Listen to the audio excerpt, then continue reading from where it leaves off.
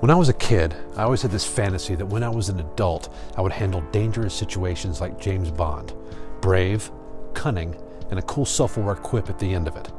But what normally ends up happening is that a little fancy boy, who I have named Tory with an I, takes over my body and reacts in disappointing ways. So, there was this one time. I was cutting through the back alley behind my Chicago apartment headed to my back gate. It was 4 a.m. and I had just gotten back from a work trip, so I had a backpack and a suitcase. The alley was deserted except for one car that had tinted windows and its engine running, parked about 25 feet away from my gate. Something about this did not feel right. It felt like they were lions in wait and I was a gazelle carrying too much luggage. If the people in this car intended me harm, I had only one choice. I had to beat them to the gate.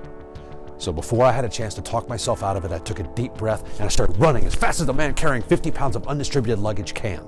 I got to the gate and I inserted my key into the lock, but it's one of those old locks where you gotta find the sweet spot before it would engage. And then I heard a car door slam to my left. I started to jiggle the lock until finally success. I threw the gate open and I threw all of my stuff inside, and I could hear footsteps approaching from my left. And as I started to close the gate, a big hand grabbed it, threw it open. I am pushed into a darkened corner, a gun thrust into my side, and our transaction began. Now at this point I was extremely scared, but adrenaline took over and turned me into someone I did not recognize, because with a calm ferocity, I said to him, "I don't have my wallet on me. It's in my bag." He motioned for me to get it, and I backed my way over to the backpack, never taking my eyes off of him or the gun. I leaned down, retrieved my wallet, and pulled out $34 of unspent per diem. He took the money, but he did not take the wallet, so I quickly pocketed it. Cunning.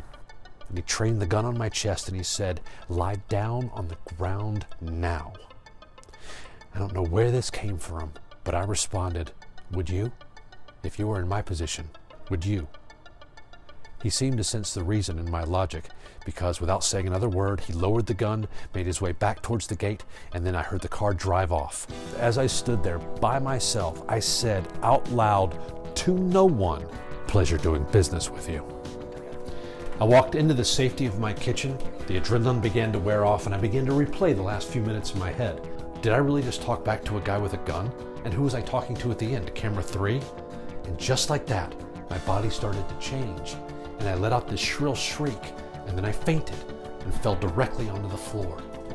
And in a matter of seconds, I went from being James Bond back to my disappointing natural state of a little fancy boy named Tory with an I.